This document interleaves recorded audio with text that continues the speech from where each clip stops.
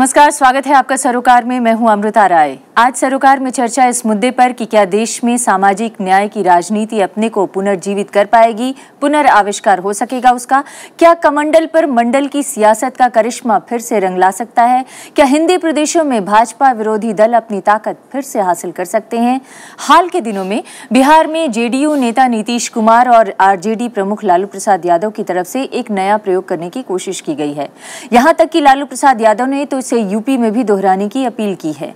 ये अलग बात है कि बीएसपी प्रमुख मायावती ने इसे खारिज कर दिया, लेकिन अगर भविष्य में ये कोशिश फलीभूत हुई तो भी असल सवाल ये है कि अब तक व्यक्तिवाद और परिवारवाद में फंसी हुई सियासत क्या खुद के मतभेदों को भुलाकर एक हो पाएगी?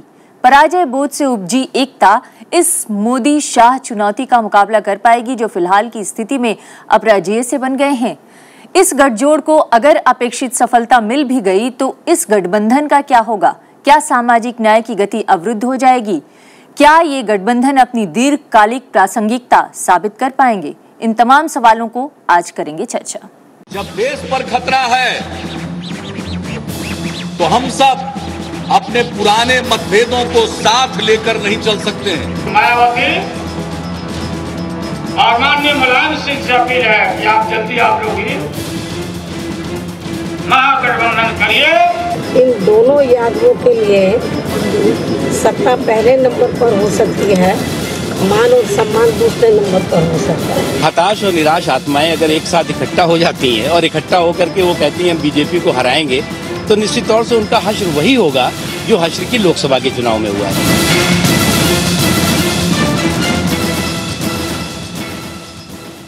और आज इस चर्चा में शामिल होने के लिए हमारे साथ हैं जेडीयू के नेता केसी त्यागी, हमारे साथ हैं आरजेडी के राष्ट्रीय प्रवक्ता मनोज कुमार झा और हमारे साथ हैं वरिष्ठ पत्रकार उर्मिलेश। इसके अलावा हमारे साथ बीएसपी के नेता सुधींद्र भदौरिया भी हैं और कुछ ही देर में हमारे साथ बीजेपी के नेता संबित पात्रा भी जुड़ने वाले हैं। आप सभी मेहमानों का बहुत बहुत स्वागत है। त्यागी जी, सबसे पहले शुरुआत में आपसे करना चाहती हूँ, जो बिहार में प्रयोग किया जा रहा है, क्या इस प्रयोग की वाकई ज़रूरत थी इस वक्त में?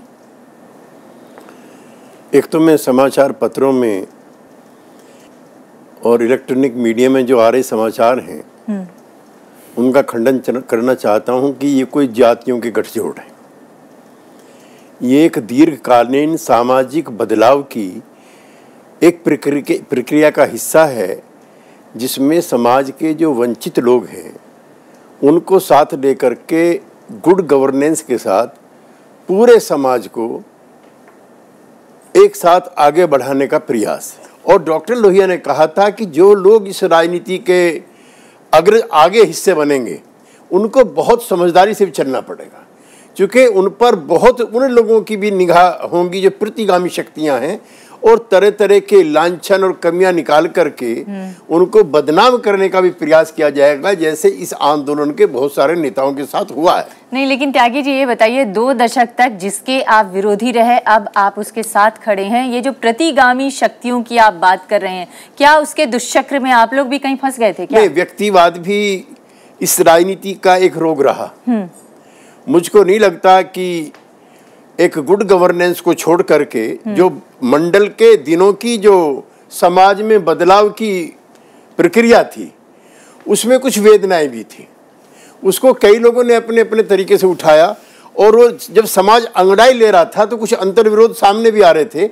उसको लेकर के कई तरह की प्रतिक्रियाएं समाज में थी, लेकिन समाजवाद के नाम पर, बराबरी के नाम पर, समता के नाम पर, संपन्नता के नाम पर और इन गरीब वर्गों की व्यापक हिस्सेदारी के नाम पर आरजेडी और जेडीयू में कभी कोई फर्क नहीं था, बल्कि दोनों एक ही आंदोलन का हिस्सा थे। आपने अंतर्विरोधों की बात की, आपने कहा कुछ अंतर्विरोध थे जिसकी वजह से प्रतिगामी शक्तियों को भी मौका मिला और थोड़ा अंतर्विरोध भी बढ़ता गया और इस वजह से आप लोग दूर हुए। क्या उन अंतर्विरोधों को अब आप लोगों ने दूर कर दिया? इस सवाल का जवाब दे दीजिए, फिर मैं उनके पास जाऊंगी।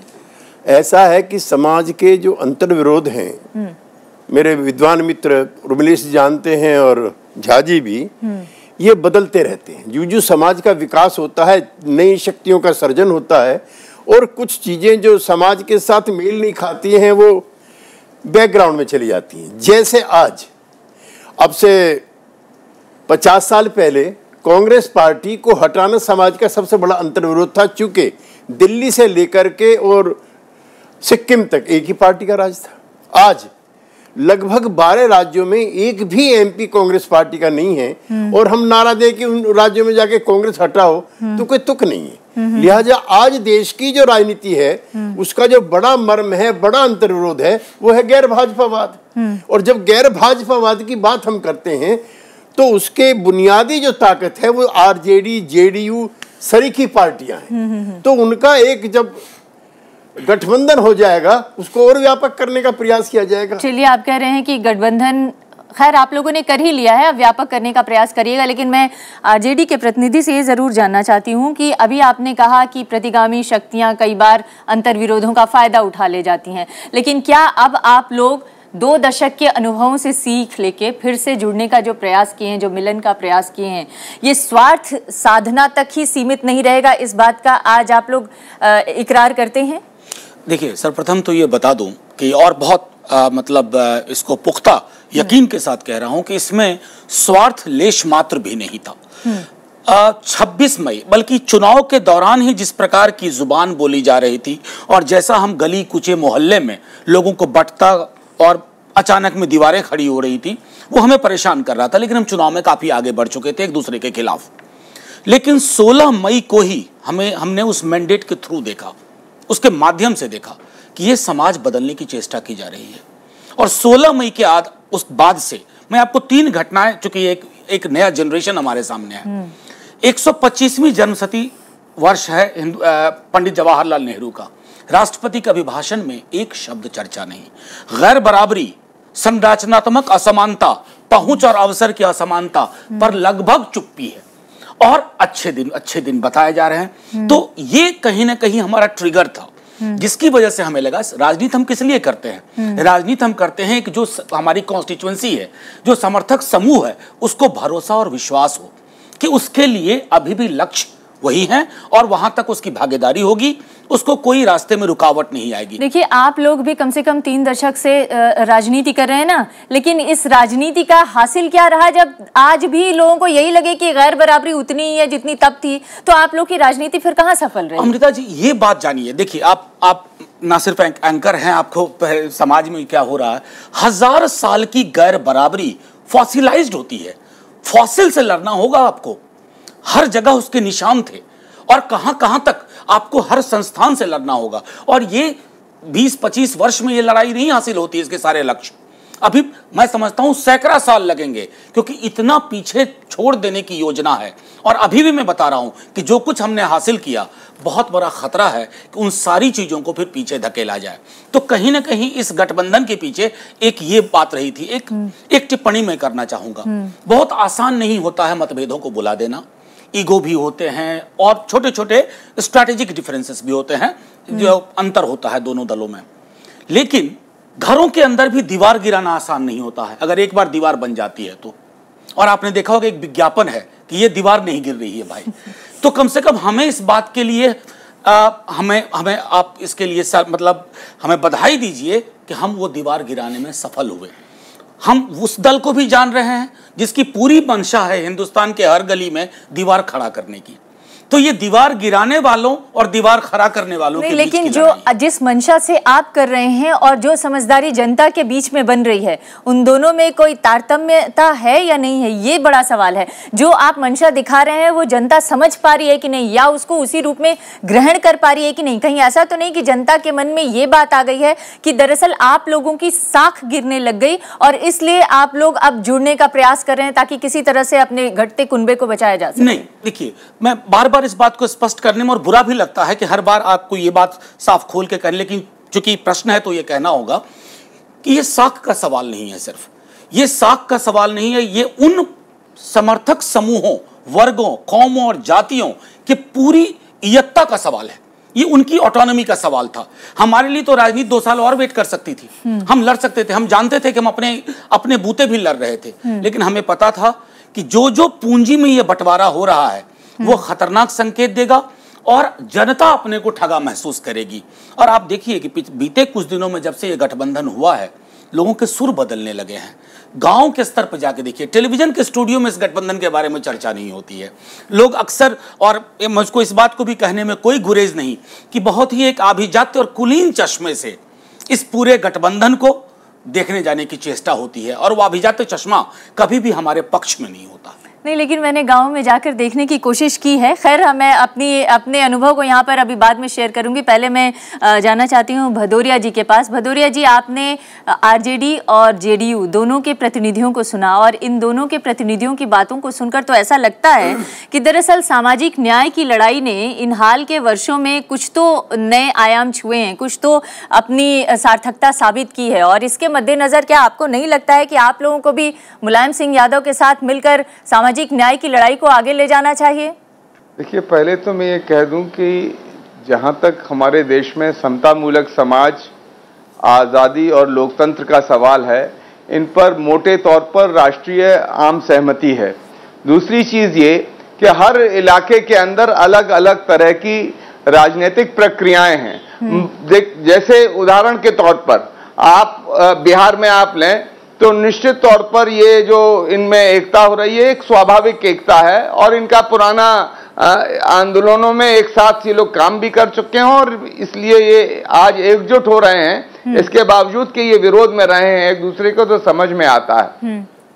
पर इसी तरह से हर क्षेत्र में मैं बोल रहा हूं, आप तमिलनाडु में जाइए तो वहां पर एक अलग किस्म की आपको प्रक्रिया मिलेगी। इसी तरह से जब आप हमारे यहाँ उत्तर प्रदेश के अंदर आइएगा, अगर हम वहां पर सामाजिक न्याय की बात करेंगे तो श्री मुलायम सिंह जी की जो पहचान है वो सामाजिक न्याय वाली पहचान नहीं है। वो सामाजिक न्याय को कुचलने के लिए तैयार रहते हैं। जो उत्तर प्रदेश के अंदर जिस तरह से मुजफ्फरनगर कांड हुआ और उसमें जिस तरह की इन्होंने लापरवाही बरती और परोक्ष रूप से अपरोक्ष रूप से कहीं ना कहीं किन्हीं तौर पर उन शक्तियों के साथ भी संवाद में रहे, मैं ये कहना चाहता हूं, आज भी अभी 2 रोज पहले इनके गांव सैफई के बगल में एक गांव है मलाजिनी, वहां पर एक दलित महिला की जलाकर हत्या कर दी गई है और इनके कान पर जूं तक नहीं रेंगी है। मैं कहना चाहता हूं कि सामाजिक न्याय के नाम पर राजनीतिक दलों में एकता करना भी उतना ही सिद्धांत विरोधी है जितना सामाजिक न्याय के लिए कुछ लोगों का एकजुट होना। श्री मुलायम सिंह यादव जी के साथ और अखिलेश यादव की जो सरकार चल रही है उसके साथ जो भी कोई एकता करेगा तो वहां पे दलितों पर, महिलाओं पर, अल्पसंख्यकों पर अत्याचार करने के लिए वो एकता होगी। इसलिए वहां पर उत्तर प्रदेश के अंदर एक अलग, मतलब आप ये कह रहे हैं कि बिहार में भले ही ये जायज हो, लेकिन अगर उत्तर प्रदेश में होता है तो ये सिद्धांत के साथ समझौता हो जाएगा। उर्मिलेश जी, मैं आपके पास आना चाहूंगी। आपने 3 अलग अलग पार्टियों के, जो सामाजिक न्याय की पैरोकार पार्टियां मानी जाती रही हैं, उन पार्टियों के प्रतिनिधियों को सुना। क्या उनके रुख से ये उम्मीद किया जा सकता है कि सामाजिक न्याय की जो राजनीति है वो अब एक अपना नया पुनराविष्कार कर रही है, या फिर इसके आविष्कार में, इसके पुनर्जीवन में अभी लंबा वक्त लग सकता है, या हो भी पाएगा कि नहीं? बड़ा सवाल ये है। देखिए, हमारे सभी साथी हैं और केसी त्यागी जी तो हमारे वरिष्ठ साथी हैं। इन्होंने जो कहा उसमें बहुत सारी ऐसी चीज़ें हैं जो बहुत महत्वपूर्ण हैं, लेकिन मैं समझता हूं कि जो आज के बड़े किरदार हैं, जो सामाजिक न्याय की लड़ाई की पैदावार हैं, ये सारे के सारे किरदार बीते 20 वर्षों में अगर इनका इतिहास भूगोल देखें, इनकी सियासत का, इनका रोल देखें, तो आज की तारीख में जो भारत की राजनीति जहां है उसमें ये सामाजिक न्याय के थके हारे खिलाड़ी लगते हैं। ऐसे थके हारे खिलाड़ी जिन्होंने, जब जनता ने मौका दिया कि खूब अच्छी तरह खेलो ये लड़ाई, इस लड़ाई को जीतो हमारे लिए, तो इन्होंने लड़ाई को लड़ने से इनकार कर दिया और पहले ही अपना सब कुछ सरेंडर कर दिया। कहीं ना कहीं बड़ी कंप्रोमाइजेस की सत्ता के लिए, कहीं ना कहीं बड़ी कंप्रोमाइजेस की अपने निजी स्वार्थ के लिए, किसी ने परिवारवाद के लिए किया, किसी ने सत्ता के लिए किया। तो ये सामाजिक न्याय की लड़ाई में जो सर्वसत्तावाद का जो एक चस्का लगा इन्हें, इनको उन्होंने सामाजिक न्याय के जो देवता उस समय नजर आ रहे थे, सबको एक तरह से ऐसा लगा कि ये देवता अचानक इनकी मूर्तियां जनता ने ध्वस्त कर दी हैं, जनता इनको पूजने से इनकार कर रही है। और हालत यह है कि इसीलिए मैं कहता हूं कि ये सामाजिक न्याय की लड़ाई के थके हारे खिलाड़ी हैं। अब इनके सामने एक ही बात है कि कि ये अगर इस लड़ाई को, क्योंकि लड़ाई तो रुकती नहीं है, लड़ाई किरदारों का इंतजार नहीं करती है, लड़ाई ऐतिहासिक प्रक्रिया का हिस्सा होती है। इन्हें अगर वाकई अपने किए पर पछतावा है, अतीत की गलतियों से अगर ये सबक लेना चाहते हैं तो ये नाइट वॉचमैन बन सकते हैं, ये नए नेतृत्व के उभरने का इंतजार कर सकते हैं। और बेहतर ये होगा कि अपनी पुरानी गलतियों को तौबा करें और कहें कि भाजपा की गोद में नहीं जाएंगे, कांग्रेस की उन नीतियों का समर्थन नहीं करेंगे जो सामाजिक न्याय पर कंप्रोमाइज करती थी और सामाजिक न्याय को रौंदती थी। तो मुझे ऐसा लगता है कि स्पेस अभी भी है, और ये जो अभी जो आप कह रही हैं गठबंधन जो बना है, ये मजबूरी का है, ये मजबूरी का है। आप कह रहे हैं कि पराजय बोझ से उपजी हुई एक एकता है, और इसमें वो उत्साह नहीं है जो चैलेंज कर सके आज की परिस्थितियों में जो बन सकता है। मैं एक लाइन में कंक्लूड अगर करूं तो मजबूरी का ये गठबंधन जनता की जरूरत का गठबंधन हो सकता है, और भले ही लंबी प्रक्रिया का भले वो प्लेयर ना हो, नेतृत्वकारी दस्ता ना हो, लेकिन जरूर जरूरत के हिसाब से जनता के कुछ हद तक वो इस समय को भर सकता है, कमी को भर सकता है। जी, और मौजूदा परिस्थितियों को अगर ये नहीं समझेंगे तो जनता इंतजार शायद न कर पाए, और वो अपने नए देवता गढ़ सकती है, और इन नए देवताओं में हो सकता है बीजेपी को कोई नया अवसर भी मिल जाए। एक ब्रेक के लिए रुकते हैं, उम्मीद है ब्रेक के बाद बीजेपी के प्रतिनिधि हमारे साथ जरूर जुड़ जाएंगे। एक ब्रेक के लिए रुकते हैं, ब्रेक के बाद ये चर्चा जारी रहेगी।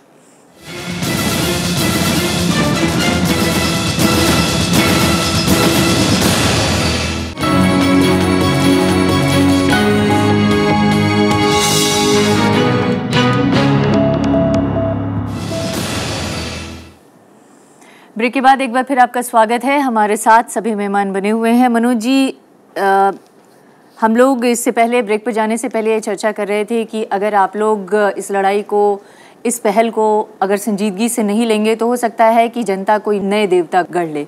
आप लोग कोशिश कर रहे हैं कि आप लोग जनता के बीच बने रहें, और इस कोशिश में दो बड़े मुद्दे हैं, एक सामाजिक न्याय है लेकिन दूसरा साथ साथ विकास का भी है। नीतीश कुमार जी ने विकास का नारा दिया और लालू जी ने सामाजिक न्याय का नारा दिया, मगर इन दोनों ही नारों को इस लोकसभा चुनाव में जनता ने खारिज कर दिया, अस्वीकार किया है। अब ऐसे में सवाल यह है कि आपके पास ऐसा नया क्या एजेंडा है, नया क्या विकल्प है जिससे आप लोगों को आकर्षित कर सकें अपनी तरफ?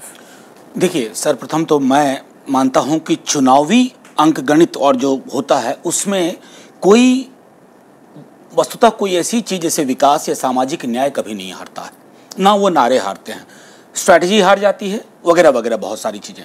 लेकिन हमारे दल का और हमारे आप गठबंधन का भी ये मानना है कि सामाजिक न्याय एक भाववाचक संज्ञा सिर्फ नहीं है, उसके अंदर इतनी सारी चीजें हैं कि जिनमें से मैं समझता हूं अगर मंडल कमीशन के ही एक डॉक्यूमेंट को लें तो सिर्फ 10% चीजों पे चर्चा हुई है। आज तक संसाधनों के बंटवारे पे चर्चा नहीं हुई, आज तक पहुंच और अवसर के ब्रॉडर जो एरिया उस पर कोई चर्चा नहीं हुई, और शायद मैं ये भी कहूंगा कि कांग्रेस की भी उसमें पॉलिसी रही है। पिछले 20 वर्षों में जो नव उदारवादी मॉडल है उसमें सामाजिक न्याय को कैसे प्लेस करें, इस पर अभी तक चर्चा नहीं हुई है। तो हमारे आगे सबसे बड़ी अभी जो चुनौती है कि इस पूरे एजेंडे को लेकर के लोगों तक जाए, पहली चीज तो ये। और दूसरी चीज जो सबसे महत्वपूर्ण है, हम इसको सिर्फ चुनाव के नतीजे के तौर पर इस गठबंधन को नहीं देख रहे हैं। जब इसका निर्माण हुआ है, हम एक बृहत्तर एजेंडे में, आपने जो बात कही ना, बृहत्तर एजेंडे में थोड़ा आगे बात कर लेंगे, पहले आप जो चुनाव के नतीजे के तौर पर इसे नहीं देख रहे हैं उसी को इनसे क्लैरिफाई कर लेते हैं। त्यागी जी, क्या आप लोग भी इसे चुनाव के नतीजे के तौर पर नहीं देख रहे हैं, इसे बृहत्तर पर्सपेक्टिव में देखने की कोशिश कर रहे हैं? क्या आप लोग चुनाव में अगर सफलता नहीं मिली तो भी इनके साथ इसी तरह से बने रहेंगे? नहीं, मैं तो इनसे आगे जाना चाहता हूँ। ये कोई चुनावी तालमेल नहीं है। ये आने वाली जो पीढ़ी है, जो आने वाली नस्लें हैं, वो सम्मान के साथ जिए, उसके साथ एक प्लेटफार्म बने। कम से कम मेरी आदर्श कल्पना उसके बारे में ये है। चूँकि अब जब बहस चल रही थी संसद से, जब मैं आपके पास आया हूँ तो जुडिशियल कमीशन बनना चाहिए, उस पर सारा सदन एक मत था। लेकिन उसमें महिलाओं का रिप्रेजेंटेशन होना चाहिए, उसमें SC ST बैकवर्ड का रिप्रेजेंटेशन होना चाहिए। ना उधर से आवाज उठी NDA वालों की तरफ से, ना उठी ये UPA वालों की तरफ से। दो ही नेता थे वहाँ सदन में, श्री शरद यादव और श्री मायावती, जिन्होंने कहा कि क्या इसमें कोई महिला, कोई दलित समाज का आदमी, इतना बड़ा जो 120 करोड़ लोगों के लिए जो 6 लोगों का कोलोजियम आप बना रहे हैं, क्या उसमें एक महिला भी नहीं होगी? तो ये जो माइंड सेट है सदियों से, अब दिक्कत क्या है, इस माइंड सेट के खिलाफ बोलें तो हम जातिवादी, और जिन्होंने हजारों साल से सिस्टम बनाया हुआ है वो प्रगतिशील। नहीं, लेकिन आपकी सामाजिक न्याय वाली पार्टियां जब महिला आरक्षण बिल की बात आती है तो फिर क्यों पीछे हट जाती हैं? बहुत सही सवाल किया आपने। ऐसा है, इस पर भी बहस चल रही है और चलती रहेगी। हम चाहते हैं कि 33 नहीं 50% आरक्षण जो है आप महिलाओं को दे दीजिए, लेकिन जो समाज के फिर वंचित तबकों की महिलाएं हैं, क्या वो संसद में आ पाएंगी? नहीं। आप कुछ कहना चाहते हैं इसमें? मैं एक छोटी बात इसी पर महिला आरक्षण पे कहना चाह रहा था कि लोकतंत्र का मतलब क्या है कि वो रिप्रेजेंटेटिव हो, प्रतिनिधिक हो, और उसमें सारे रंग दिखे। हमारे दलों हम जैसे दलों की सिर्फ ये चेष्टा है कि अगर आप चाहते हैं कि ब्रॉड बेस्ड उसका आधार व्यापक हो तो आपको सिर्फ इतना करना है, कोटा विद इन कोटा। उसमें क्या हर्ज है? अगर एक बार हम वो कर लें तो हम समझते हैं कि 3 सीढ़ी आगे बढ़ करके हम अपने लोकतंत्र को एक व्यापक पटल पे ले जाएं। कभी भी पहली सीढ़ी से कूद के तीसरी सीढ़ी पे नहीं जाया जाता, पहली दूसरी फिर तीसरी सीढ़ी पे जाया जाता है। आप अगर कॉन्स्टिट्यूएंट असेंबली डिबेट देखें तो जब आरक्षण की व्यवस्था की बात हो रही थी तो सिर्फ इसी तरह की शंकाएं तब भी जाहिर की जा रही थी, लेकिन हमने वो चरण आगे बढ़ाए। और आज देखिए उसके नतीजतन काफी बदलाव आया है। भदौरिया जी, दरअसल जब भी सामाजिक न्याय की जो सामाजिक न्याय को मानने वाली पार्टियां हैं या सामाजिक न्याय की झंडा बरदार पार्टियां हम कह सकते हैं इन्हें, ये पार्टियां जब भी अपने फुल फ्लेज में आती हैं तब उसमें सबसे ज़्यादा जो इग्नोर होती हैं वो महिलाएं ही होती हैं। अक्सर ये देखने को मिलता रहा है, और महिलाओं की बात नहीं की जाती है, बच्चों की बात नहीं की जाती है, गैर बराबरी के और बहुत सारे मुद्दे पीछे छूट जाते हैं। और शायद यही वजह है कि ये जो है अपना जो पूरी लड़ाई है, जिस लड़ाई की तरफ उर्मिलेश जी इशारा कर रहे थे, वो लड़ाई नहीं लड़ पाती हैं। तो क्या सामाजिक न्याय की लड़ाई बिना महिलाओं को लिए साथ में, बिना अल्पसंख्यकों को लिए साथ में लड़ी जा सकती है क्या? देखिए, जहाँ तक सामाजिक न्याय का प्रश्न है और सामाजिक न्याय के लिए एकता मनाने के लिए आप और बहुत सारे लोग आह्वान कर रहे हैं, और मैं खाली अभी उत्तर प्रदेश तक अपने आप को सीमित रखना चाहता हूँ। मैं बाकी अन्य प्रांतों में क्या हो रहा उस पर अभी टीका टिप्पणी नहीं करूँगा, पर मैं ये ज़रूर कहना चाहूँगा कि पिछले अभी के लोकसभा के चुनाव में श्री मुलायम सिंह जी के पार्टी के एक ही परिवार के 5 लोग जीते, और अब उसके बाद एक सीट से जब उन्होंने इस्तीफा भी दिया तो फिर केवल अपने परिवार का ही व्यक्ति लड़ा रहे हैं। और महिलाओं का सबसे ज्यादा प्रबल विरोध मुलायम सिंह जी ने किया, और प्रबल विरोध में अगर एक महिला को जितवाया तो वो भी उनकी परिवार की महिला थी। मैं कहना चाहता हूं, सिद्धांत के नाम पर तमाम तरह के अपरोक्ष रूप से अपनी जड़ता, अपने को सत्ता के जरिए प्राप्त करके अपने मंसूबे पूरा करना, और जो उनके जो बहुत ही सीमित और संकीर्ण राजनीति के विचार हैं उनको और उनकी पैठ बैठाना, ये कुछ लोगों का प्रयास हो सकता है। जहां तक बहुजन समाज पार्टी का सवाल है, इसी कारण से वो हम लोग श्री मुलायम सिंह जी की पार्टी से कोई तारुफ नहीं रखना चाहते हैं। जी, उर्मिलेश जी, क्या आपको लगता है कि दरअसल ये कुछ अंतर्विरोध हैं इन सामाजिक न्याय की पैरोकार पार्टियों के अंदर, जो महिलाओं को, अल्पसंख्यकों को और दूसरे तबकों को बराबरी का हक देने में अपने आप को सफल नहीं कर पा रही हैं, इस वजह से भी ये जो एकता है वो कमज़ोर पड़ती है? देखिए, इन पार्टियों के साथ दिक्कत क्या है कि ये चूँकि आमतौर पर इसके जो महत्वपूर्ण राजनेता हैं वो चूँकि सामान्य वर्गों से आए हैं, कोई दलित समाज से आया है, कोई पिछड़े वर्ग से आया है, तो और वहाँ पे वो फिर एक सम्राट की तरह विकसित हुआ है। एक उसकी जो छवि है, उसकी जो मूर्ति गढ़ी गई है उन वर्गों में, एक उन अपनी अपनी जातियों के सम्राट बन गए हैं। बहुत सारे लोगों को आप देखेंगे, कई ऐसे क्षेत्र हैं जहाँ आपराधिक प्रवृत्ति के लोग अगर किसी खास दलित या उत्पीड़ित जाति से हैं, मैं लोकल लेवल पर कह रहा हूँ, तो वहाँ उन जातियों का व्यक्ति, आम आदमी उनको महाबलियों को अपनी अपनी जाति का झंडा बना लेता है कि ये ध्वजवाहक है हमारे। तो ये अजीब तरह का एक डिस्टॉर्शन हमारी समाज में है। उसकी वजह यह है कि जो सामाजिक न्याय का विजन है, जो दृष्टिकोण है, वो इन पार्टियों के सामने, इनके बड़े नेताओं के सामने वाकई साफ नहीं है। मैं सबकी बात नहीं कर रहा हूं, लेकिन उत्तर प्रदेश के बारे में भदौरिया साहब ने जो कहा, वो भी हमारे वरिष्ठ मित्र हैं, वो बिल्कुल सही कहा कि आज की तारीख में मैं जिस राजनेता का उन्होंने नाम लिया, जिस पार्टी का नाम लिया, वो सिंबलाइज अगर कोई उनको सामाजिक न्याय से जोड़ता है उस राजनीतिक पार्टी को या उस, तो ये आश्चर्यजनक है। तो मुझे लगता है कि जो सामाजिक न्याय के लोग हमारे देश में हैं, उन्होंने सामाजिक न्याय को ठीक से समझा नहीं है। सत्ता के मद में और जो जिस तरह की सामाजिक न्याय को सत्ता के परिप्रेक्ष्य में ही समझाने और समझने की कोशिश की। एक लाइन में अगर कहने दें तो जो हमारा लोकतंत्र कारपोरेट के छाया में गया है, उसमें इन पार्टियों के नेता भी कारपोरेट छाया में आए हैं और जनता और कारपोरेट के बीच में गहरा कॉन्ट्रडिक्शन है। गरीब जनता का तो और ज्यादा है। ऐसे में कैसे ये संभव है अमृता कि सामाजिक न्याय के देवता भी बने रहें आप और कारपोरेट की छाया में भी काम करें? आप बबड़े एजेंडे, बड़े लोगों के लेकिन उर्मिलेश जी, हम इस पर बात करेंगे कि बीजेपी आखिर वो कौन से एजेंडे के साथ आगे बढ़ रही है, जहां पर उसके साथ कॉर्पोरेट्स भी हैं, उसके साथ सामाजिक न्याय के जो लोग हैं वो भी साथ जुड़े हुए हैं। आखिर ऐसा क्या है उनके बीच में? दलित पिछड़ों का वोट पाना अलग बात है, दलित पिछड़ों के एजेंडे पर काम करना दूसरी बात है। जी बिल्कुल अलग बात है। हिस्सेदारी पे नहीं है, लेकिन कम से कम वोट तो हासिल की है ना बीजेपी ने इस बारे में। लेकिन संबित पात्रा, मैं आपका स्वागत करना चाहती हूँ। और ये आज हम चर्चा कर रहे हैं कि दरअसल क्या भारत में सामाजिक न्याय की जो राजनीति है वो अपना पुनर्आविष्कार करने की कोशिश कर रही है और वो पुनर्जीवित हो सकती है कि नहीं? उसमें तमाम कमियां, कमजोरियां हैं जिसकी तरफ उर्मिलेश जी ने इशारा किया। इन तमाम कमियां और कमजोरियों का ही फायदा या कहें उसी से अवसर पाकर आप लोगों को भी उनके बीच पैठ बनाने में एक तरह से कहें कि सफलता हासिल हुई।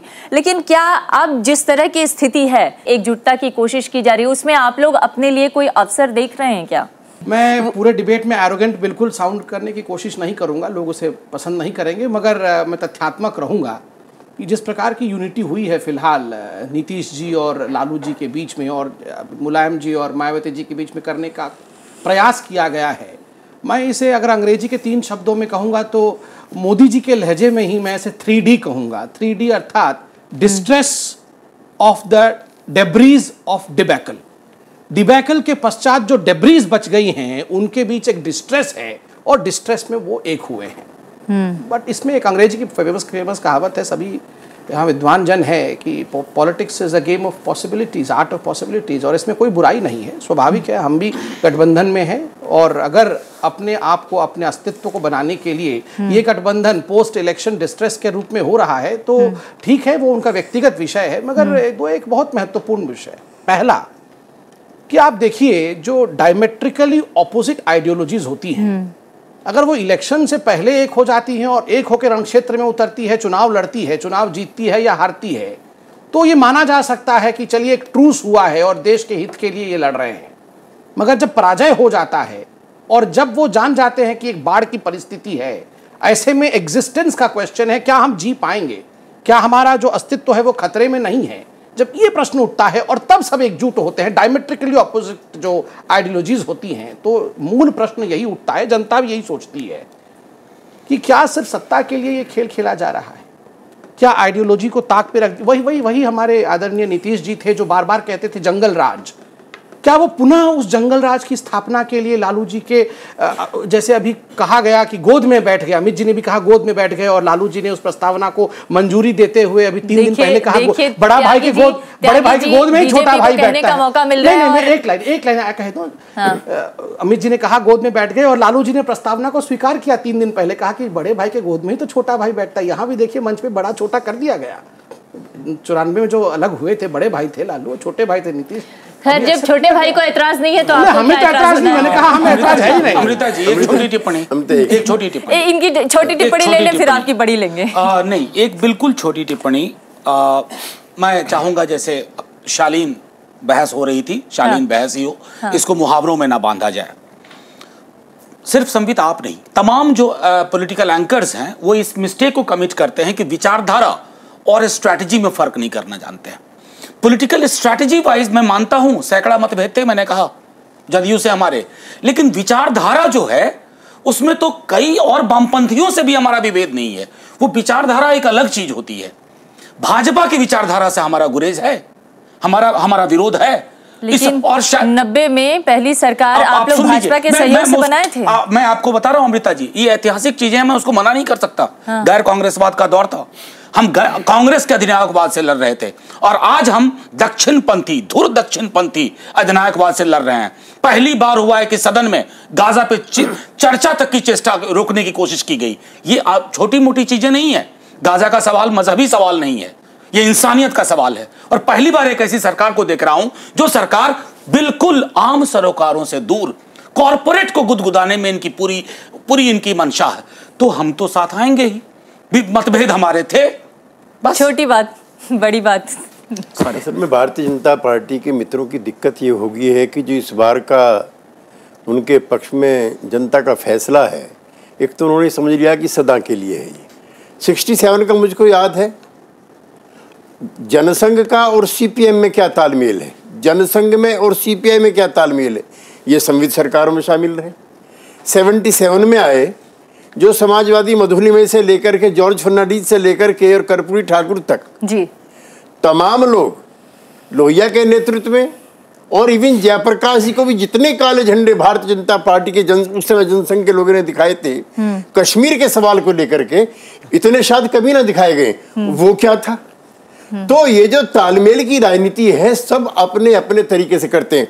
रामविलास पासवान जी 2002 में श्री नरेंद्र मोदी की, उसके बगैर मेरी कहानी पूरी नहीं होगी, 2002 में श्री अटल बिहारी वाजपेयी के मंत्रिमंडल से बाहर आए और एक पाकिस्तानी दौरे में जाकर के वहाँ के प्रधानमंत्री नवाज शरीफ से कहा कि हम रामविलास पासवान हैं जो नरेंद्र मोदी की तानाशाही के खिलाफ और सांप्रदायिक के खिलाफ कैबिनेट से इस्तीफा दिए। अब वो श्री नरेंद्र मोदी कैबिनेट में, ये क्या है?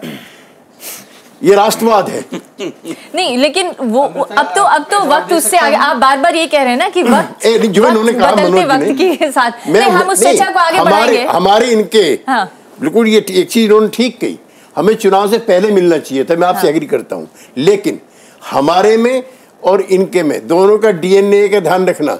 हम जयप्रकाश लोहिया गांधी की परंपरा से निकले हुए, जयप्रकाश की परंपरा से निकले हुए संगठन है। एक सेकंड, मुझे लगता है कि इन लोगों को बीजेपी से भी सबक लेना चाहिए कि बीजेपी कमंडल से आगे बढ़ी है जी। उसने बहुत सारी चीजें जोड़ी हैं, उसको मैसिव कारपोरेट सपोर्ट इस चुनाव में मिला। इसके पहले उन्होंने दलितों पिछड़ों में काम किया। तो आप अगर मंडल तक केवल चिपके रहोगे, और वो भी मंडल में सिर्फ रिजर्वेशन तक, न शैक्षिक सुधार पर नहीं, भूमि सुधार पर नहीं, आर्थिक कामकाज पर नहीं, तो आप नहीं आगे बढ़ सकते। इस वक्त जरूरत है, अगर इनको रीइन्वेंट करना है वाकई मंडल को, तो ये मंडल को बुनियादी अपना आधार माने, लेकिन विकासोन्मुख सामाजिक न्याय की तरफ जाएं, विकास को एजेंडा बनाएं, गरीब दलित के साथ अपर कास्ट के जो गरीब तबके हैं उनमें पेनिट्रेट करें, जिसमें इनका आंदोलन था एक समय। जी, तो मैं यही कहूंगी त्यागी जी, न जीत सदा के लिए होती है और न हार सदा के लिए होती है। जरूरत यह है कि जीत और हार से सबक लिया जाए। एक ब्रेक के लिए रुकते हैं, ब्रेक के बाद लौटेंगे, चर्चा जारी रहेगी।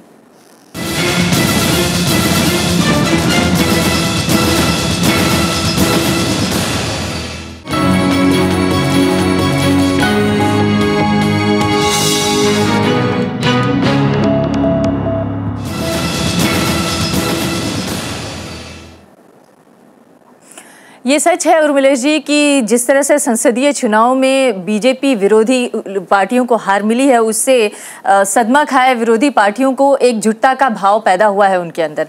लेकिन क्या आपको नहीं लगता है कि इस एकजुटता से या इस भाजपा विरोध के व्यापक गठबंधन से दरअसल भाजपा को ही ज्यादा फायदा होगा? क्योंकि व्यापक गठबंधन तो एक तरफ सिमट के रह जाएगा और भाजपा फैल जाएगी। क्या आपको नहीं लगता? नहीं, देखिए, ये तो अभी कहना बहुत कठिन है क्योंकि ये देखना बाकी है कि भारतीय जनता पार्टी जिस एजेंडे पर चुनाव जीती है, जो उसने जनता से वादा किया है, उसको किस प्रकार वो पूरा करती है। क्योंकि उन्होंने बहुत लोगों से वादा किया है, जैसे बहुत सारी पार्टियां बहुत लोगों से वादा करती हैं। हमारे लोकतंत्र की एक अजीब विशेषता हो गई है दुनिया में, इस तरह का लोकतंत्र जहां क्रोनी कैपिटलिज्म इतना ज्यादा स्ट्रांग हो, जिसके बारे में अब तो गवर्नर जो हमारे हैं रिजर्व बैंक ऑफ इंडिया के, उनको भी कहना पड़ रहा है कि भाई एक अनोखा क्रोनी कैपिटलिज्म इस देश में डेवलप हो रहा है कि आप दलित के एजेंडे रखते हैं चुनाव में, आप पिछड़ों के एजेंडे रखते हैं, आप गरीबों के एजेंडे रखते रखते हैं, आप खाद्य सुरक्षा की बात करते हैं, लेकिन कारपोरेट जो सपोर्ट है, कारपोरेट से हमजोलीपन जो आपका है वो इतना स्ट्रांग है कि जब कानून बनाने का मसला आता है, जब फैसले करने का मसला आता है, तो सरकारों का ज्यादा वक्त, मैं एक सरकार की बात नहीं कर रहा हूं केवल, मैं सरकारों का कह रहा हूं, सरकारों का ज्यादा वक्त कारपोरेट सेवा में बीतता है। ऐसे में देखिए देश की जनता इंतजार नहीं करती है। नहीं, लेकिन देश की जनता को 5 साल तो इंतजार करना पड़ेगा ना। संबित पात्रा की पार्टी 2 मेंबर्स की पार्टी रही, आज 282 मेंबर्स की पार्टी है। क्यों है? क्योंकि कांग्रेस के 10 वर्षों के शासन में लोगों ने बड़े नजदीक से देखा, बड़ी शिद्दत के साथ महसूस किया कि जिस पार्टी को 2004 में, जिस गठबंधन को 2004 में उन्होंने अपनी भलाई के लिए लाया, वो देख रहे थे ब्राजील कैसे विकासशील दुनिया में आगे बढ़ रहा है, वो देख रहे थे कि चाइना कैसे आगे बढ़ रहा है। नई जनरेशन कंप्यूटर खोलती है, लैपटॉप खोलती है, पूरी दुनिया के बारे में उसको पता चल जाता है। आज लोग इंतजार नहीं करेंगे, और मैं कहता हूं कि आप चाहे जितने कारपोरेट दबाव में हो, जितने कारपोरेट इंटरेस्ट सर्व करने का आपकी राजनीतिक इच्छा हो, लेकिन जनता आपको मजबूर करेगी कि आप जनता के काम कीजिए, वरना जनता आपको बाहर का रास्ता दिखाएगी। और यही वो डर है कि इनको भी है, उनको भी है, दोनों को है। अब सवाल इस बात का है कि कैसी डायनेमिक्स राजनीति की होती है। मैं इनसे पूछूं कि इनको डर लग रहा है कि नहीं, उससे पहले आप ही लोगों से पूछ लेती हूँ, क्या ये जो क्रोनी कैपिटलिज्म की बात की जा रही है, ये तो आगे की बात है। पहले जनता की भावनाओं का, जनता की अपेक्षाओं का कुछ बोझ, कुछ डर आप लोगों को महसूस हो रहा है और इस वजह से आप लोग जुड़ रहे हैं, या उससे आगे बढ़कर जो उर्मिलेश जी ने कहा कि सिर्फ सामाजिक न्याय की बात मत कीजिए, आर्थिक न्याय की भी बात कीजिए, और जो बार बार आप कह रहे हैं कि गैर बराबरी दूर करने की हमारी लड़ाई है, उस गैर बराबरी की लड़ाई में बाकी सब चीजों को भी समाहित कीजिए, तभी तो आप जनता की अपेक्षाओं को अपने से जोड़ पाएंगे। नहीं, ये बिल्कुल सही है कि जो उर्मिलेश जी कह रहे हैं, हम लोगों को भी अपने नारों में, अपने सरोकारों में आगे बढ़ना होगा और कई कदम आगे बढ़ना होगा। हम ये भी मानते हैं कि सिर्फ ये मंडल कमीशन की बात नहीं है, उसके अंदर बहुत सारी चीजें हैं, एक नया जनरेशन है, उसके एस्पिरेशन है, और सिर्फ आर्थिक नहीं, मनोवैज्ञानिक लड़ाई भी आधी अधूरी रही है। हम इन सब चीजों को समेट करके आगे ले जाने की चेष्टा में, क्योंकि ये जो आप क्रोनी कैपिटलिज्म की बात कर रही थी, हमें अक्सर लग रहा है बीते कई वर्षों में, और अभी कुछ ज्यादा लग रहा है, कि सरकारों का एकमात्र सरोकार है कि कैसे वो वर्ग प्रसन्न रहे। फूड सिक्योरिटी बिल जिस दिन इस मुल्क में आया था, मैं आपको बताऊं, सेंसेक्स नीचे जा रहा है। कौन सा मुल्क बना रहे हैं हम? क्या सरोकार होगा इस मुल्क में? क्या आम जनता के लिए कोई भागीदारी की बात नहीं होगी?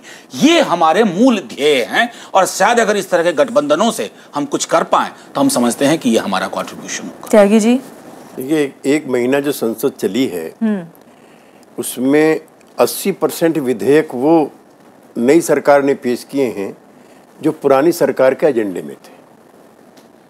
अब जब संसद के अंदर से मैं उठ के आ रहा हूँ तब भी ये बहस चली। ये जुडिशल अकाउंटेबिलिटी बिल जो है ये कांग्रेस पार्टी लाई थी। जितने LIC का है जो चला गया आज प्रवर समिति को, सेलेक्ट कमेटी को, तो आर्थिक मुद्दों पर भाजपा कांग्रेस से कहीं भी अलग नहीं दिखती। हाँ, उसने गुड गवर्नेंस का मुद्दा दिखाया, उसने नौजवानों को एक सपना दिखाया, इसलिए इनके लिए भी हमारे लिए भी एक काम अच्छा भी ये हो गया है कि सबको अपने अपने फील्ड में दक्षता दिखानी पड़ेगी। देखिए, कांग्रेस को लोगों ने देख लिया, यूपीए को लोगों ने देख लिया, बीजेपी को भी देख रही है। आप एक नई संभावना के साथ उभर रहे हैं, इसलिए लोग ये आपसे जानना चाहते हैं कि आपके एजेंडे में क्या है जो इन दोनों से अलग है। देखिए, इन दोनों के एजेंडे से एक तो अलग ये है कि जो बेतहाशा FDI का निवेश हो रहा है, बेतहाशा 100% तक, एक तो हम उसके पक्ष में नहीं, स्वदेशी के पक्ष में। और हम ही नहीं, RSS का जो फ्रंटल ऑर्गेनाइजेशन है स्वदेशी जागरण मंच, उसने इन सारे सवालों पर अपनी असहमति जताई है। नंबर 1। Number 2, the denationalization. अब क्या चला है, एक अधिकारी जो हैं वित्त मंत्रालय के मिस्टर नाइक, उन्होंने अपनी रिपोर्ट पेश की है कि जितने भी सरकारी बैंक हैं सबका डीनेशनलाइजेशन होना चाहिए। जैसे कि प्राइवेट में बड़ा अच्छा काम होता है। आपकी जानकारी के लिए अमेरिका के 480 प्राइवेट सेक्टर के बैंक डिफॉल्टर घोषित हो गए। पिछले साल 24 और इस साल 17 बड़े अमेरिका के जो प्राइवेट सेक्टर के बैंक थे वो डिफॉल्टर घोषित हो गए। इस देश के पूंजीपतियों पर पकड़े जा रहे हैं CMD बैंकों के।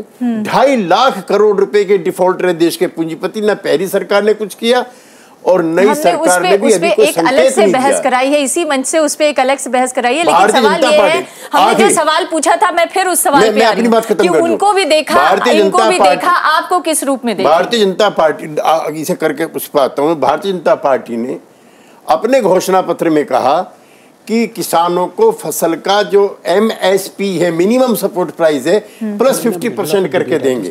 गन्ने का किसान रो रहा है, भुखमरी कर रहा है, मक्का का किसान, चावल का किसान, गेहूं का किसान, दाल का किसान। इसलिए आर्थिक मोर्चे पर कोई बहुत बदलाव दोनों में आया है मैं नहीं मानता, लेकिन ये हमारे लिए भी चुनौती है। खाली हम मंडल चला करके या जातियों का विनिवेश करके या इसी नारे को, सामाजिक न्याय के नारे को एक सूत्री प्रोग्राम बना करके अगर ये पार्टियां चलेंगी तो मैं उर्मिला जी से सहमति रखता हूं, फिर इनकी गति जो है विकास की ही रुकेगी। इसलिए हमें भी बियॉन्ड मंडल जाना है। नई पीढ़ी के जो लड़के हैं, CSAT का सवाल आया, ये भी एक रंग भेद है भाषा का। इसलिए उन सारे सवालों पर हमें परंपरागत सोच से अलग हटके काम करना पड़ेगा। खाली पार्टियों के गठजोड़ से भी इस देश के अंदर कुछ नहीं होने वाला। जी, आप मान रहे हैं कि पार्टियों के गठजोड़ से इस देश में कुछ नहीं होने वाला है, लेकिन आप नया एजेंडा क्या ले आएंगे, ये अभी तक मुझे नहीं स्पष्ट हो पा रहा है। भदौरिया जी, बड़ा सवाल यही है कि जो पुराने और चुक चुके नारे हैं, उन नारों से अब बात नहीं बनने वाली है। सामाजिक न्याय की जो राजनीति है वो उन शक्तियों से तभी लड़ पाएगी जब उनके पास कोई नया नेतृत्व हो, नया नारा हो, नया तौर तरीका हो। वो नया तौर तरीका आप लोगों की पार्टी के अंदर कुछ विचार किया गया उस नए तौर तरीके पर? देखिए, मैं आपको अतीत में ले जाना चाहता हूँ। सन 71 में बुरी तरह से विपक्ष हारा था और फिर उसके बाद जयप्रकाश जी जैसा व्यक्ति मिला और उसके बाद एक नई दिशा मिली। पर अगर वही लोग जो सन 71 के हारे हुए व्यक्ति एकजुट होने लगते तो फिर उनको सन 77 में वो परिणाम नहीं दिखाई देते जो जयप्रकाश जी की अगुवाई में इनको देखने को मिले। मैं कहना ये चाहता हूं कि सिद्धांत का एक मुलम्मा ओढ़कर और इतना लचीला सिद्धांत बना लीजिए जो थाली के बैंगन की तरह इधर से उधर डोलता फिरे, तो उस सिद्धांत से न जनता आकर्षित होगी और बल्कि आप केवल सिद्धांत के नाम पर रटे रटाए कुछ वाक्य जरूर प्रयोग करते रहेंगे बहसों में और अखबारों में, पर वास्तव में आम जनता का कोई सरोकार उन सिद्धांतों से नहीं होगा और उन दलों से भी नहीं होगा। सभी ये मान रहे हैं कि दरअसल आम जनता के सरोकारों से सिद्धांतों को जोड़ने की जरूरत है। लेकिन क्या ये जो सामाजिक न्याय की राजनीति के पैरोकार पार्टियां हैं, ये आम जनता के सरोकारों से अपने सिद्धांतों को जोड़ पा रही हैं, और क्या ये फेल हो रही हैं, उसका फायदा आपको मिल रहा है?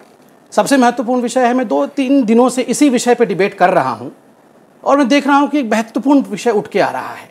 जितने भी लोग इकट्ठे हो रहे हैं भाजपा के खिलाफ लड़ने के लिए, उनका ये कहना है कि देश बहुत विषम परिस्थितियों में है, देश टूट सकता है, कम्युनल शक्तियों का जो जमावड़ा भारतीय जनता पार्टी के अंदर हो गया है, ये अपने आप में बहुत विघटनकारी है। इसलिए इनसे हिंदुस्तान को निजात दिलाने के लिए हमें इकट्ठा होना पड़ा। जिस प्रकार से कॉरपोरेट शक्तियों को इकट्ठा करने की कोशिश भारतीय जनता पार्टी कर रही है, देश की परिस्थिति बड़ी खराब है, तो हमें इकट्ठा होना पड़ा। मैंने सुझाव दिया है कई जगह, मैं यहाँ भी सुझाव देता हूँ कि अगर वाकई हिंदुस्तान की परिस्थिति इतनी ख़राब है और हिंदुस्तान टूट के कगार पे है, हिंदुस्तान की गरीब, हिंदुस्तान के मजलूमों के ऊपर अत्याचार करने के लिए हिंदुस्तान की जनता ने ही इस सरकार को चुना है और ये लोग इकट्ठे हो रहे हैं, तो ऐसा क्यों नहीं है कि सारे बंधनों को बिल्कुल तोड़ दीजिए, एक पार्टी बनाइए, एक अध्यक्ष हो जाइए। ये तो और बड़ी बात होगी, लोग बोलेंगे कि वाकई आपने अपने एम्बिशंस की तिलांजलि दे दी। यहाँ जितने लोग हैं उतने एम्बिशंस हैं, ये सिर्फ कुछ समय के लिए इकट्ठे हुए हैं। आप देखते जाइए आगे क्या होना है, ये कभी पहली बार नहीं हो रहा है। हमारे यहाँ पार्टी परिवार है और उनके यहाँ परिवार ही पार्टी है, ये फर्क है। और जब तक ये चलेगा तब तक हिंदुस्तान प्रासंगिकता बनाए रखने के लिए जरूरी है कि व्यक्तिवाद परिवारवाद से सामाजिक न्याय की राजनीति करने वाली पार्टियां आगे आएं। नहीं, अमृता जी बिल्कुल सही कहा, बहुत बहुत महत्वपूर्ण संदर्भ के बिंदु कुछ लाए। परिवार के संदर्भ मेरा मानना है कि कुछ परिवार जो राजनीति में हैं वो चुनाव लड़ते हैं तो उनकी अकाउंटेबिलिटी जनता की है। यहाँ एक ऐसा परिवार है जो चुनाव नहीं लड़ता है, वो नागपुर से बैठ करके रिमोट से चला रहा है। तो भैया आम जनता को चुनना होगा कि वैसा परिवार जो चुनाव के मैदान में आकर के आपसे पूछ रहा है या नागपुर में बैठ के चला रहा है। विचारधारा की बात बहुत अच्छी है, मोहन भागवत जी कल कह रहे हैं हिंदुस्तान में रहने वाला हर व्यक्ति हिंदू है, अपने को हिंदू कहे। मैं धर्म से हिंदू हूं, लेकिन मैं अपने को एक नागरिक रूप में हिंदू नागरिक नहीं कहलाना चाहूंगा। आज मनोहर पर्रिकर जी ने यही बात गोवा में जाकर दोहराई है। मेरा मानना है कि संबित पात्रा तो उस दल के ऐसा चेहरा है जो काफी लिबरल है, लेकिन बाकी जो लोग हैं वो इस तरह की चीजों को परोस रहे हैं कि हिंदुस्तान का मानस छत विचत हो रहा है। मैं तो समझता हूं कि संबित थोड़ा बहुत ज्ञान और थोड़ी बहुत प्रशिक्षण अपने दल में भी बाकी लोगों को दें। अमृता जी, मैं इतना कहना चाहता था, देखिए बार बार ये कंपैरिजन आता है कि संघ परिवार भी एक वैसा ही परिवार है जैसे गांधी परिवार है या आदरणीय लालू जी का परिवार है। मगर आप पूछिए जनता से, वो 4 संघ के लोगों का नाम नहीं बता पाएंगे, क्योंकि वो आइडियोलॉजी को जरूर बता देंगे संघ की आइडियोलॉजी क्या है, कौन लोग संघ में हैं। It is a कॉन्ग्लोमरेशन of nationalists, और वो आते जाते रहते हैं। वहाँ ना तो किसी को नाम की पड़ी है, ना तो किसी का अपने एम्बिशन का पड़ा है, वहाँ किसी को कुछ पड़ा है। तो वो हिंदुस्तान के लिए वो सांस्कृतिक संगठन है, तो राजनीतिक कार्य में क्या कर रहा है? तो सांस्कृतिक संगठन क्यों नहीं कर सकती है? नहीं, क्यों नहीं कर सांस्कृतिक संगठन राजनीति में क्यों नहीं कर सकती है? क्या राजनीति में कोई काम करना कुछ पॉलिटिकल पार्टीज का ही ठेका है क्या? क्यों कर नहीं सकती है? जैसे आप कर सकते हैं वैसे मैं भी कर सकता हूं, वैसे संघ भी अगर करती है, तो मैं तो मानता हूं कि नहीं करती है, मगर आप अगर मानते हैं करती है तो क्या बुराई है? रोज मीटिंग होती है वहां पे जाकर, क्या बुरा? संघ कभी नहीं कहती है कि भेजे गए। नहीं, तो क्या हो गया? मेरी एक जिज्ञासा है बहुत छोटी सी, और इसको अन्यथा न लीजिएगा। आप कहते हैं कि आप स्वदेशी हैं, आप कहते हैं आप सबसे अधिक राष्ट्रवादी हैं। क्या वजह है कि जब भी बीजेपी की सरकार आती है, एनडीए की, वाजपेयी जी की हो या आदरणीय नरेंद्र मोदी की हो, आज ये डी नेशनलाइजेशन होने लगता है? ये कैसा नेशनलिज्म आप लोगों का है जो उद्योगों का, बैंकों का, इंश्योरेंस का, मेडिकल का, हर क्षेत्र का डी नेशनलाइजेशन आप लोग करते हैं? ये वजह क्या है? देखिए, एक तो पहला विषय है कि राष्ट्रवाद जो होता है वो कभी मानदंडों में कि हम सबसे ज्यादा नेशनलिस्ट हैं और ये उससे 2 पॉइंट कम है, ऐसा नहीं होता है। नहीं, मैं तो डी नेशनलाइजेशन की बात करता हूं। मैं उसी में उत्तर दे रहा हूं। नेशनलाइजेशन एक समय हुआ था, वो राष्ट्रवाद था। खदानों का हुआ था, वो राष्ट्रवाद था। मैं उसका उत्तर दे रहा हूं। आप तो उल्टा सब कर रहे हैं, विदेशियों के हाथ में दे रहे हैं। बिल्कुल नहीं, ये कौन सा राष्ट्रवाद है भाई? उत्तर बहुत स्पष्ट है कि राष्ट्रवादी एक चिंतन धारा है, जिस चिंताधारा में मैं ये नहीं कह रहा हूं कि जो इकोनॉमिक नुआंसेस हैं कि डिसइन्वेस्टमेंट से अगर हमें इकोनॉमिक फायदा हो रहा है, हमारे राष्ट्र के लोगों को आगे बढ़ने का मार्ग मिल रहा है। नहीं, कैसे? वही उसी डिसइन्वेस्टमेंट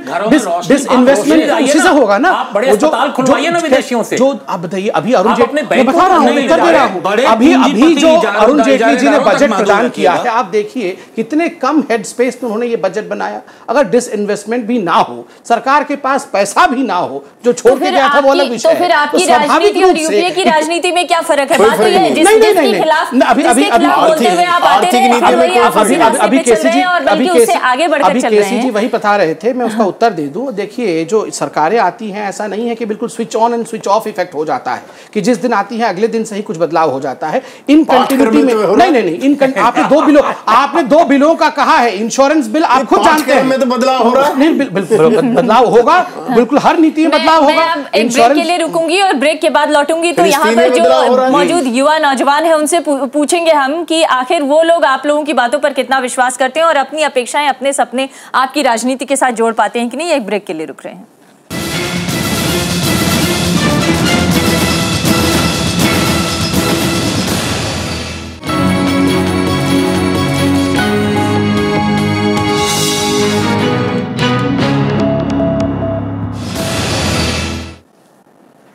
दरअसल पार्टियां और नेता जब तक समाज में उम्मीद और बेहतरी की आशा नहीं पैदा करते हैं, तब तक शायद वो अलग विकल्प के रूप में अपने आप को प्रस्तुत नहीं कर पाते हैं। फिलहाल आज की चर्चा में अब अलग अलग पार्टियों के नेताओं ने जो कहा है वो वाकई विकल्प जनता के बीच में बन पाएंगे कि नहीं, ये सीधा सवाल जनता से ही करते हैं। जी सर, मेरा सवाल केसी त्यागी सर जी से है कि जिस लालू यादव को आप कुछ दिन पहले जंगल राज का राजा कहा करते थे, गुंडा राज का राजा कहा करते थे, उसी राजा के साथ आपने हाथ मिलाया, तो आप मानते हैं कि आपने बिहार की जनता के साथ धोखा किया है? और सर मेरा दूसरा सवाल, यदि विधानसभा चुनाव में आपकी बहुमत आ जाती है तो आपका मुख्यमंत्री कौन होगा? यदि बहुमत नहीं आती है तो क्या आपका गठबंधन रहेगा या टूटेगा?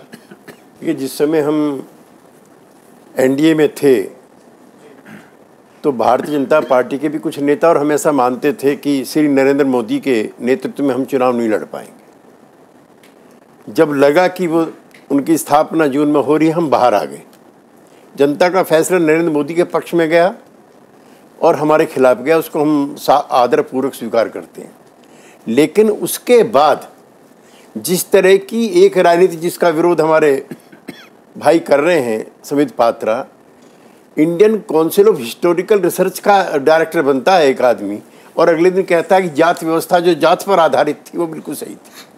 अशोक सिंघल वीएचपी के अध्यक्ष हैं, प्रवीण तोगड़िया महामंत्री हैं, कहते हैं कि जो मुसलमानों की ज़मीन है, दुकानें हैं, उस पर कब्जा करना शुरू कर दो, ऑन रिकॉर्ड अनकोट। उसके बाद जो है मुजफ्फरनगर में फिर नए तरीके से माहौल को गर्म करने का प्रयास किया जाता। 600 दंगे जो हुए हैं मंदिर पे, मस्जिद पे, कहीं पर भी अवैध लगे, ये उसके मैं खिलाफ हूं मैं। लेकिन सारे देश के माहौल को जो स्थापित 60 साल के आप लोग इतने दिनों तक उसका साथ निभाते क्यों रहे जब आपको उनकी मानसिकता पता थी? किसकी? बीजेपी की, जिनके बारे में बीजेपी के साथ हमारा रिश्ता इतना बढ़िया चला कि पूछिए मत, लेकिन उसका नेता अटल बिहारी वाजपेयी था। नहीं, इतना बढ़िया चला कि बीजेपी बिहार में मजबूत हो गई और आप कमजोर हो गए। वो तो इतिहास है, जनता का फैसला है। मैंने पहले कह दिया, सरमाते पे अटल बिहारी वाजपेयी जी के रहते हुए 15 साल तक उनके साथ काम करने में हमें कोई दिक्कत नहीं थी। भारतीय जनता पार्टी ने सारा एजेंडा जो हिडन एजेंडा चलाना शुरू किया, तब हमने तय किया कि उससे लड़ने के लिए हम पर्याप्त नहीं है। इसलिए हमने लालू प्रसाद जी की पार्टी से हाथ मिलाया। मुख्यमंत्री हमारा कौन होगा चुनाव के बाद तय होगा, और चुनाव हारे जीते हमारी एकता कायम रहेगी। जी, अगला सवाल सर, 2002 में नीतीश कुमार जी जो थे, जिस टाइम पे नरेंद्र मोदी के अगेंस्ट सब खड़े हुए थे क्योंकि वो दंगों के अंदर बिजी थे, दंगों में उनका नाम आया हुआ था, उस टाइम पे नीतीश कुमार जी कहते हैं कि नहीं, मैं इनके अंदर एक राष्ट्रवादी की छवि देखता हूँ, नरेंद्र मोदी की। और हम देखते हैं सर मात्र 12 या 13 साल के अंदर अब जो है नीतीश कुमार उन्हीं के सबसे बड़े दुश्मन बन के बैठ गए नरेंद्र मोदी जी के। तो ऐसा क्यों? मतलब इन 10 से 15 सालों के बीच उस समय नेता नरेंद्र मोदी नहीं थे, उस समय नेता अटल बिहारी वाजपेयी थे। मैं उस टाइम की बात कर रहा हूँ जिस टाइम पे नरेंद्र मोदी का जो नाम था वो आया हुआ था दंगों के अंदर। उस टाइम पे सारी जनता जो थी वो अगेंस्ट थी नरेंद्र मोदी के, लेकिन नीतीश कुमार एकमात्र ऐसा नाम था जो कि कह रहे थे। नहीं, गलत कह रहे हैं आप सर। उनके सपोर्ट उसके बाद जब गोवा में गए हैं, समूची पार्टी उनके साथ खड़ी थी, लेकिन अटल बिहारी एक नाम था जिसने कहा कि दुनिया में जाकर मैं कैसे मुंह दिखाऊंगा नरेंद्र मोदी के दंगों के लिए।